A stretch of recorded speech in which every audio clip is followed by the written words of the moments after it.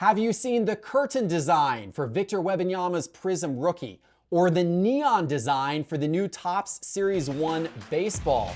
What do you think of them? We've got some strong opinions, and we're going to debate if these are hot or not.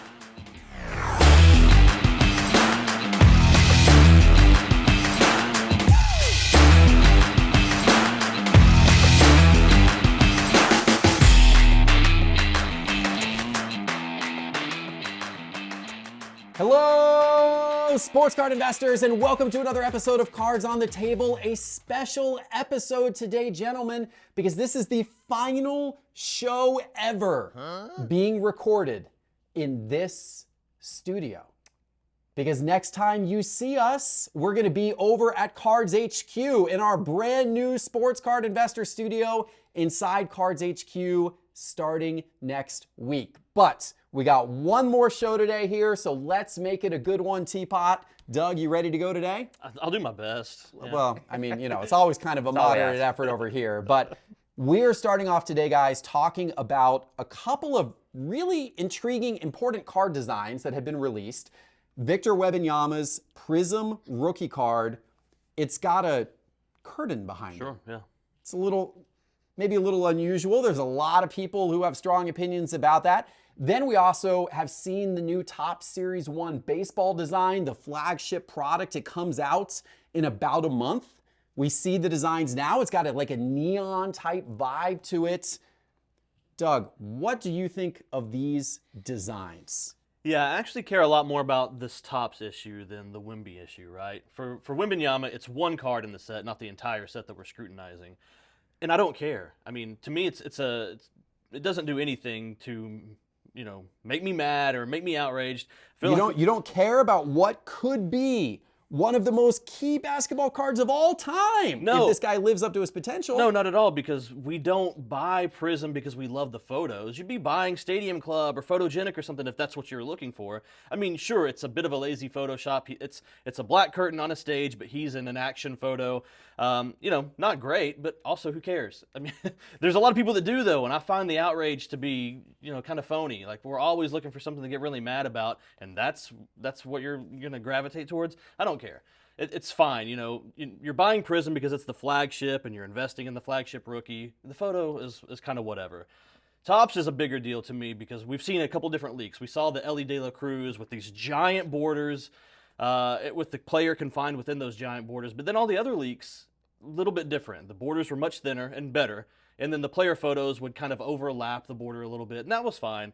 The only real problem I have with the Topps design is the black borders. It seems like all the cards have a black border across the top, and you really don't want that on any cards because that's obviously going to highlight every imperfection. That's fair. Grading could be tough. Even if you're not grading it, even if it's just something you have in your collection raw for eye appeal, and you don't want to see a little edge wear and stuff like that on those black borders, and I think that's a miss. But otherwise, Topps is fine, and I don't care about the Wemby card. Wow, a lot of lack of enthusiasm coming from Doug over here. Yeah, not everything has to be an overreaction on one side or the other. Things can just exist. Is this guy off his rocker, Teapot? A little bit. Yeah, I think so. He Usually, is, isn't he? Usually. Yeah. I love the Topps design. I really like it. At first, when I saw it, I was like, wait, that's Topps? Like, I was like, that's cool. That doesn't look like Topps. Yeah. But I like the direction of it. It feels really very like trendy. Yes. It feels new. Yes. Neon's awesome. Yes. And put neon on every card. It reminds me a little of 1993 Fleer basketball with the players' names were in neon. There's Michael Jordan and other players. I like that the player's name is big enough to read it this time around. And some years past, it's been too small. There was some confusion around SSP image variations. And I think this dovetails into what you're saying, where their marketing team is getting some stuff out and getting it wrong. And then they're like freaking people out. And that's not doing them any favors. It's just a bad look. I know Mike Mahan had reached out to some people and said, yes, there will be image variations. It sounds like it's just the Golden Mirror cards again. They just sort of pushed it out wrong. What we know is that the photography from Topps will be great. It always is. They also have a team color match border variation, which I'm really excited about. I had actually tagged Topps and Panini about a year ago on Instagram just saying, I think this would be a great idea. People like color matches. Why not have a specific parallel that's called Team Color Match? I don't know if they got that from me, Wow, look at or the if they pull. just thought of Look that. at the pull Teapot has. The Wemby card. The I Wemby might tag Topps on a few things if they're going to do that. You should maybe Let's give it a try. Yeah. The Wemby card to me is a joke. I I know where Doug's coming from, and he's not wrong in that people are going to buy this card. It is the flagship card. It's so lazy. And I actually have a bigger problem with the photo than the curtain.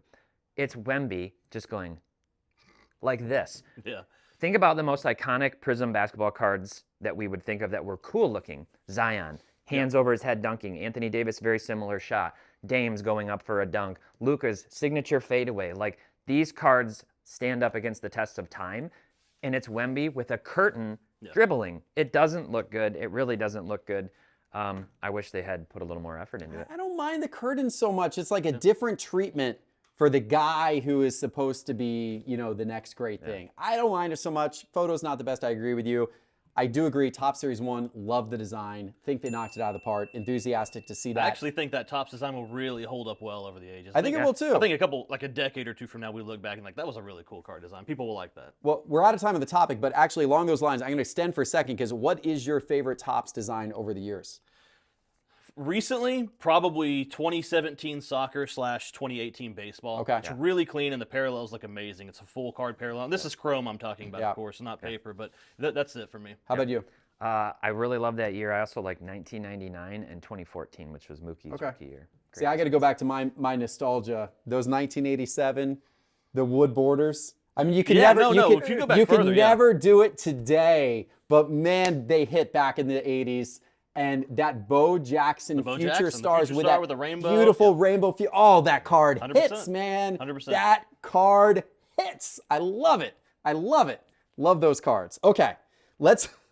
You know what else I love? Pristine Auction is having another great auction going on right now, as they do all the time. Tons of great items. Doug, what do you have your eye on this week? Last week you did a white box 1 of 1. Yep. And I found one for myself, and it's priced super well right now, which makes me nervous because there's still, a couple weeks left. 2012 Immaculate Anthony Davis RPA. Oh, okay. It's a quad color player worn patch on card auto. It's really nice. All but right. it's a white box 1 of 1 as well. All right, there you go. What about you, Teapot? Something definitely that I've never gone for before. It is a signed, Barry Sanders signed video game. That's 2013 Madden cool. 25th anniversary, WADA 9.8, but it's autoed and it's Barry on the cover. That's cool. It's super cool. That's cool. I mean, especially now after congratulations. Lions victory, congratulations. They have a 2007-2008 Upper Deck employee exclusive quad jersey. Michael Jordan, Kobe Bryant, LeBron James, Kevin Durant. Doesn't get much better than that. All of these cards and thousands more are up on Pristine Auction right now, pristineauction.com. And when you go to pristineauction.com and you register a new account, use registration code SCI. You're going to get $10 towards your first purchase for free. Okay, your data dive last week, Teapot. You ate a little humble pie. You made some predictions before the NBA season of some players who you thought could have breakout years, their cards you thought could have breakout years. We're about halfway through the NBA season. You're 0 for 5. Yeah. What? Tell me about this. What went wrong here? It was just bad. It was just bad. I mean, look, one thing we know is that cards tend to not go up right into the season. Like, they come down, right, for a lot of players. One of the guys I highlighted that was an honorable mention from the video then was Anthony Edwards, and his cards are even down with the Wolves being the 1 seed in the West. Yeah, that's surprising. So there's something there that card prices have continued to come down.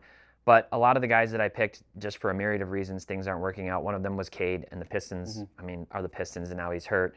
Mikal Bridges was a big surprise to me. He's down like 50% from that video. So I just struck out badly on Jordan some of those Poole predictions. you had on there. Poole's a joke. Desmond Bane. Yeah, Desmond Bane. Austin Reeves. Austin Reeves. Those were your 5, right? Yeah, those are my 5. Okay, awesome. Yeah.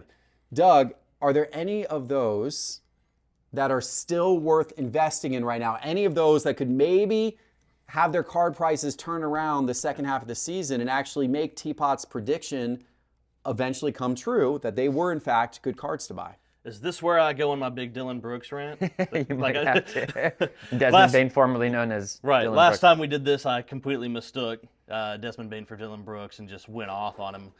But yeah, out of this list, I think for me it's Cade Cunningham. I've been steadfast in that. I picked him in a Pristine Auction pick last week. I know Cade is a really good player, but that situation has to change. I don't know if he becomes, a buy sometime this year, because it might take a while before his situation changes enough for those cards to take off. But I know out of those choices, he's the best player out of those. I Yeah. mean, Anthony Edwards notwithstanding, but out of the original list you mentioned, it's Cade for me for sure. But the entire basketball market's down. What do you expect, right? Like how if you're speculating on these fringe players that aren't obvious superstars yet, they're probably going to go down because that's just the entire market trend. It'd be hard to pick a winner in that circumstance, but yeah.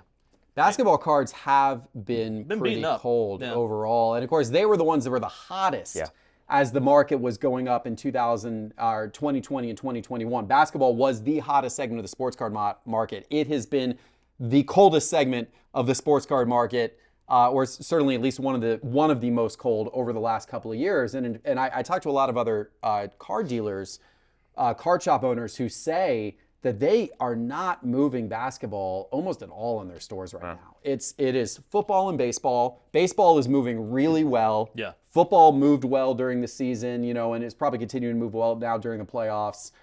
Basketball is like the stuff is sitting on the shelves. So it's odd how that has changed.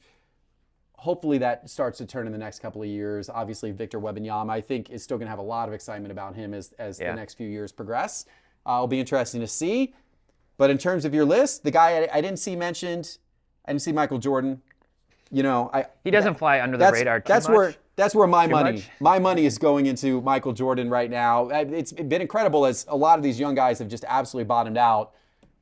Michael Jordan's cards all went, well, not all, but the average Michael Jordan card went up in 2023 while so much of the basketball market fell. Yeah. So just something to think about. The GOATs, that's the safe place certainly for the money right now. Okay, we got more to talk about, including Jordan Love versus CJ Stroud. Who is more investable at this moment? We'll be right back.